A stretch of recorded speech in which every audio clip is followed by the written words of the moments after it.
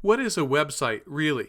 A website is made of code linked to a bunch of folders containing items like images and video. In your browser, you can see the code behind any website. In Safari, go to Safari, Preferences, Advanced, check the box that says Show Develop Menu in Menu Bar, then in the top menu, Develop Show Page Source to see the code for a website.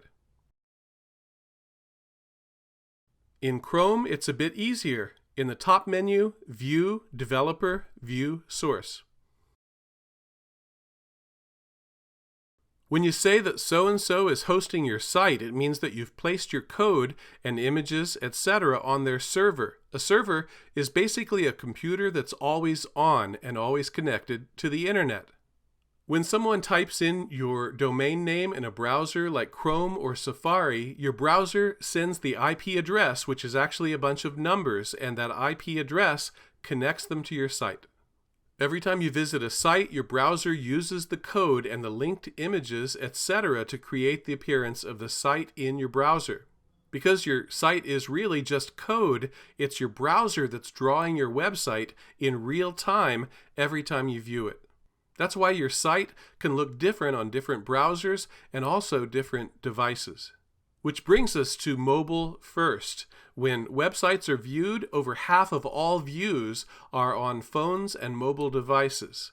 If your site doesn't display well on a mobile device, you've alienated a huge percentage of your viewers. HTML code or hypertext markup language is the basic language for creating and displaying a document in a web browser. An HTML document has two main parts: the head, which contains general information about the file, and the body, where the content of your website appears. HTML documents are collections of HTML tags. Each tag allows you to specify a specific property, such as font size. A tag begins with a bracket or less than sign, and it ends with a backslash and another bracket or greater than sign. Here's Professor Gerry Shamray with some examples of HTML coding. Right here is an example of a text file that is actually an HTML document. You can see there's various tags, that's the stuff that's in between the brackets, and then content. So let's take a look at this on a browser. And here it is. It's all the copy you saw on the previous page, but there's no formatting yet. So it's just a very dry bunch of letters on there. So let's go back and add some additional coding so it looks a little nicer. So right here, meet my palms, coffee and tea. This web page is all about my palms. I love my palms. And this is the headline, the most important headline. So I'm going to use an H tag, which is for headlines. And it's usually H1, which would be the largest headline on a page. And it goes all the way down to H6, which would be the smallest. So I'm going to type in a tag here. So H1 backslash H1. All right. And then here is the subhead. They're happy to meet you. So we're going to make that a little smaller. So H2 bracket, and then backslash H2 backslash. So let's save this file, save. Now let's go back to our browser and refresh. And there we go. We got our main head, meet my palms, coffee and tea, and they're happy to meet you. So we have some formatting going on, and the browser read the code or the tags that I placed in my document. So let's do a little bit more. Let's go to our copy here, and these are going to be paragraphs. Not going to see a dramatic difference yet in this, but P is for paragraphs. So this is our first paragraph. And this is our second paragraph.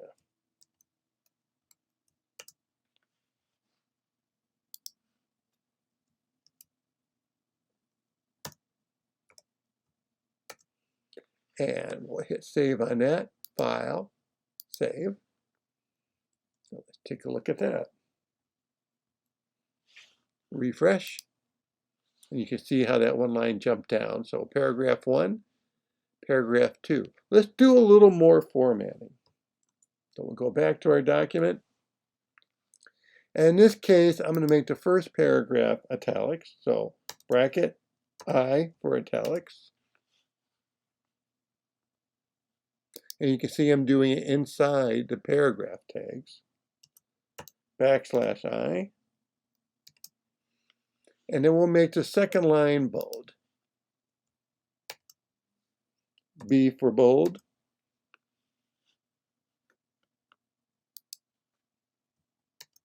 Backslash B. File and save. Let's go back to our browser and refresh.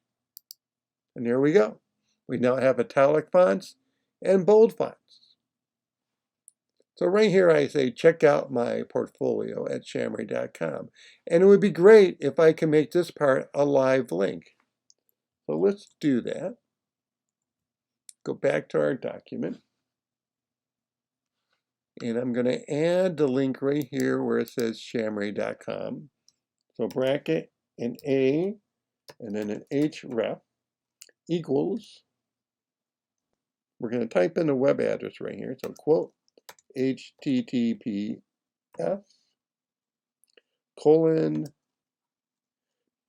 backslash www.shamray.com in quotes bracket, and then we're going to go to the other side and we're going to add a closing bracket.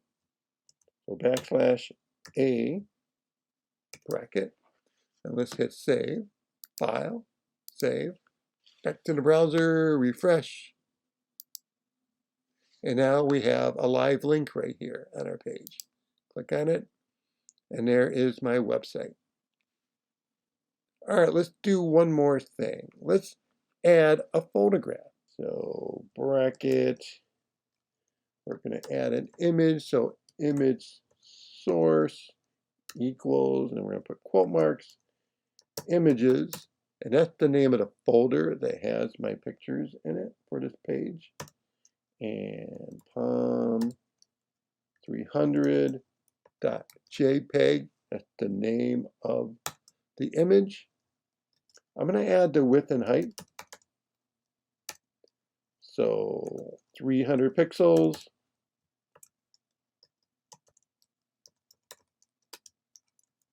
by 300 pixels. I'm going to add alt, which is copy that describes the picture. So alt, quote, two palms,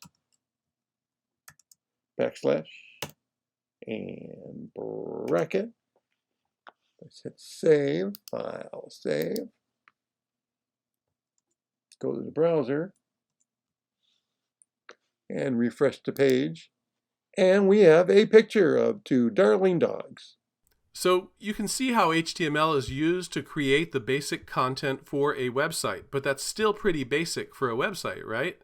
CSS, or Cascading Style Script, is a language used to define the appearance of an HTML document. Your HTML document will have the structure and all the content of your site, but applying an external CSS style sheet to your site can change its appearance completely. Watch what happens when Gerry applies an external cascading style sheet to his site. So now let's take a look at how this page can look with some CSS added to it. Big difference, right? CSS is sort of the interior designer for web pages. It is linked to my HTML page. So let's take a look at that. So here's my HTML page. And I added this link right here to the CSS document. So we got two different documents. So this is the HTML document, and this is the CSS document. Now this stuff can reside on the HTML page too. It doesn't have to be a separate page. However, if you're going to do a multi-page website and you want to bring a specific style to all the pages, it's so much easier to have CSS on its own page. And that way you make any kind of change, it'll change all the pages at once. Otherwise, if you put the CSS on the HTML page, you're going to have to go to each and every HTML page and change the CSS coding. So let's look at what I added here. So background image, right? Go back to our page. And there we go. I got this nice, beautiful picture of my doggies. I could have made it a background color. So if I was to go up here, and I'm going to change the coding on the CSS, so color. And why don't we make it a blue? So I'm really going to just type blue. File, save. Refresh the page. The dogs are gone. But I think I like the picture better. So I'm going to change my mind on that. So Command Z, Command Z, Command Z, Command Z. There we go. All right. This color here is actually palm orange. That's what I call it. And it's the color I got for the font family. I added a font family to this page, Gill Sans. Before it was like a Times Roman type look. So just to show you, so we'll go back to the page so you can see how it is. Right, there's the palm orange. So now we're going to change that. Let's try red. We're going to save this, and I'll bring back my background picture too. So save. Refresh. And there we go. So back to our document, and we're going to undo that red. All right. And you can see I made other changes on the CSS. I made a special size for my font. I centered it. This is H1, by the way, notice. So this is stuff that's been attached to anything that's got an H1 tag. So it's going to center it. It's going to make it italic. It's going to make it bolder. So again, let's take a look at that. Centered, bold, and italics. Section. So I designated a section on my HTML document. So right here, you'll see section class. So that's for the CSS. And section. And everything in between that and the closing tag is the section, right?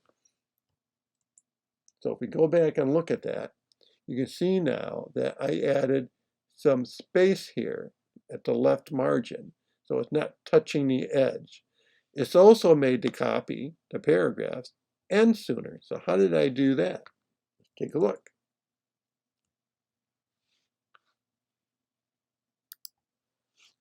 So as we look at that, we can see here, section, margin left, 42 pixels away from the left margin.